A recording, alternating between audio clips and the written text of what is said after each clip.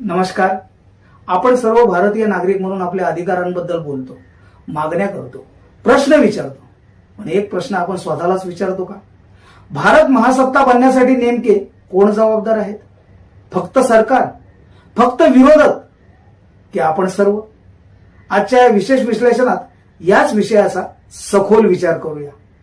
भारतीय संविधानाने प्रत्येक नागरिकाला समानता, स्वातंत्र्य, न्याय आणि बंधुतेचे अधिकार दिले आहेत. परंतु अधिकारांसोबत कर्तव्यही दिली आहेत. मतदान करणे, कायद्याचे पालन करणे, कर भरणे, सार्वजनिक संपत्तीचे संरक्षण करणे, वैज्ञानिक दृष्टिकोन स्वीकारणे आणि संविधानाचा सन्मान राखणे ही प्रत्येक नागरिकाची जबाबदारी आहे. जागरूक नागरिक हे मजबूत लोकशाहीचे पहिले पाऊल असते. लोकप्रतिनिधी म्हणजे जनतेचे सेवक.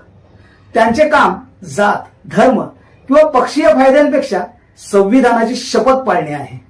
विकास, शिक्षण, आरोग्य, रोजगार, शेती, उद्योग आणि व्यवसाय मजबूत करण्यासाठी प्रामाणिक प्रयत्न झाले तर देश वेगाने पुढे जाईल. राजकारण हे सत्तेसाठी नव्हे तर समाजसेवेसाठी असावे. राजकीय पक्ष लोकशाहीचे महत्वाचे आधारस्तंभ आहेत.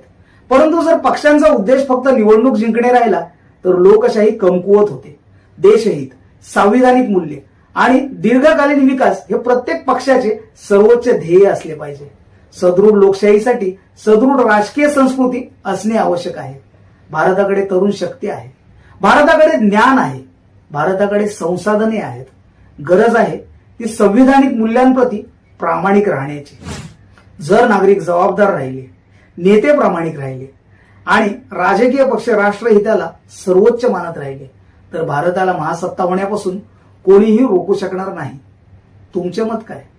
भारत महासत्ता बनण्यासाठी सर्वात मोठी जबाबदारी कोणाची आहे?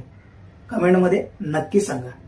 अशाच सखोल आणि तथ्यपूर्ण विश्लेषणासाठी थेट वार्ता चॅनलला सबस्क्राईब करा, लाईक करा आणि शेअर करा. धन्यवाद.